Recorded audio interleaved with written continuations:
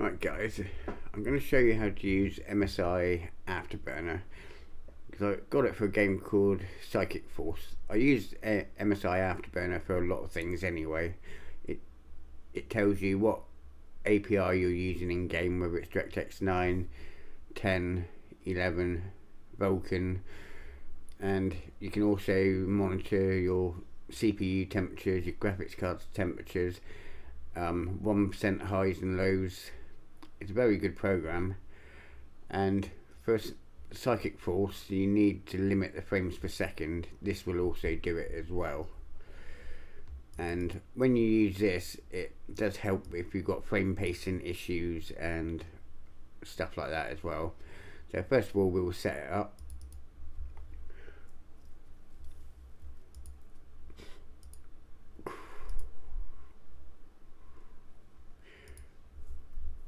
And you need that one, ReaperTuner Statistic Server.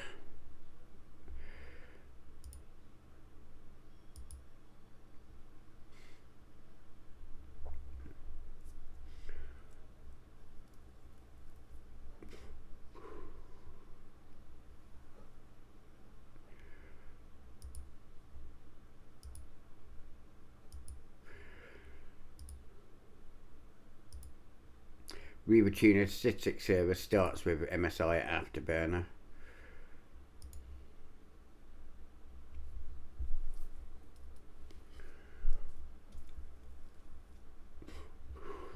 On Msi Afterburner I have to change the DPI settings, otherwise you can't see what you're doing. So it looks like I'm going to have to reboot my computer in a minute. So I'm downloading at the moment, so I'll reboot in a minute.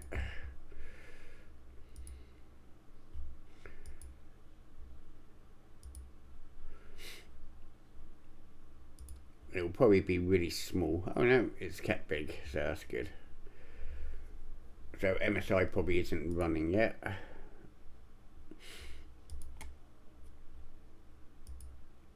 So here we can first do the on-screen monitoring before I restart. So you go to settings. You can overclock your graphics card here, which I don't bother overclocking, never have done. If I need to overclock, I'll just go out and buy a new processor or graphics card. So if you click on settings, I'm not worried about any of this, or fan curves, because you can enable fan curves so you can increase your fan speeds to keep the temperatures cooler.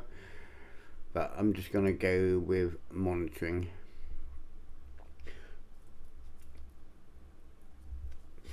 So I've got my GPU ticked, and if you want to show it on screen in game, you tick this box. GPU usage, and I'm just going to tick the box. Memory usage, I'm going to use showing on screen display. Power, I'm not going to worry about much of these. Temp limit. So I don't bother with all the CPU temps. I hate it when it keeps popping up in it. CPU usage. Where are you to? I'm just going to have the one CPU temp. Shows the overall temp.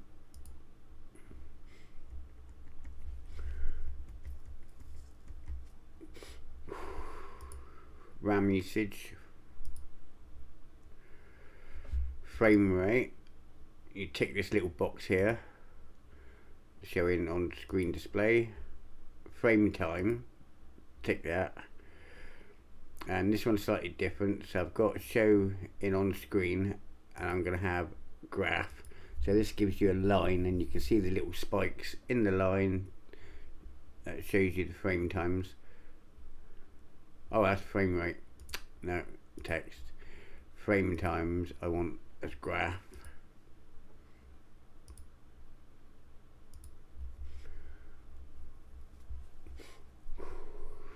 And you can have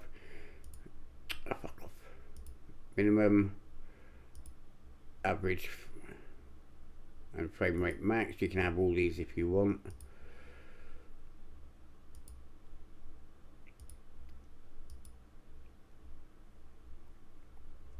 No bother. 1% lows.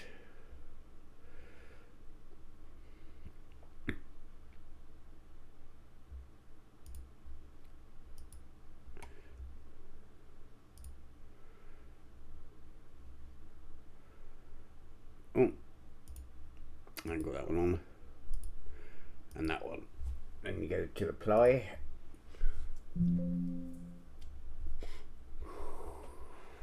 Yes, I know.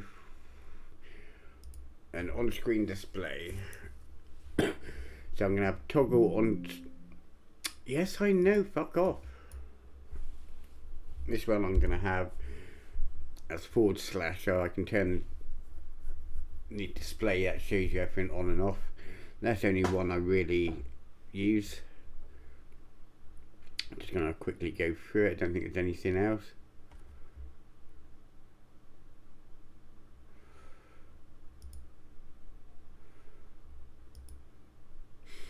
Right, so that's it. So apply, okay. Right, we're gonna have to restart in a minute once my download's finished. Right, now I've rebooted.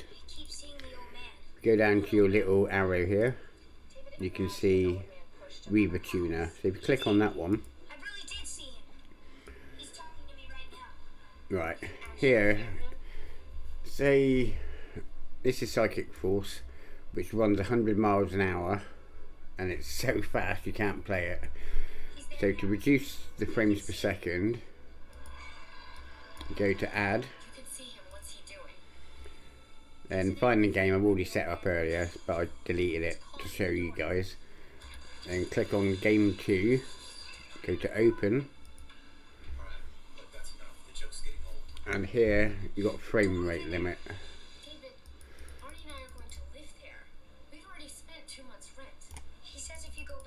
So I'm going to set that at 60. So now that game will stay at a constant 60 frames per second. You can also use this to reduce frame time issues.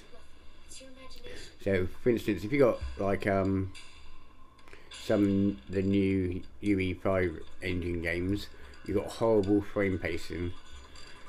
It doesn't work very well on them, but most games it does. So if your game is running at like 80 frames per second, you could cut it down to 75. As long as it doesn't drop below that 75, that will help with frame pacing issues. I've used it on a couple of the racing games where I've had frame pacing issues, and I had one that run at 120, but the frame pacing was horrible, so I reduced it to 100 and I never had a problem then. So it's good for that as well. Your on-screen display, you can have it small or large. If you're running at 4K, then you have to increase it, otherwise you can't see the graphs on screen. You can also change the colours of the actual text, so you can have green, red, whatever you like. So that's how to run. Well, that's just the basics. You know, there's a lot of other stuff you can do if your application isn't picking up areTwo or Msi Afterburner. You can increase these for the actual, so it can capture it better. But most games I haven't had an issue with. There's been a couple, but not many. You can have start on Windows, which I'll probably have because I use it a hell of a lot.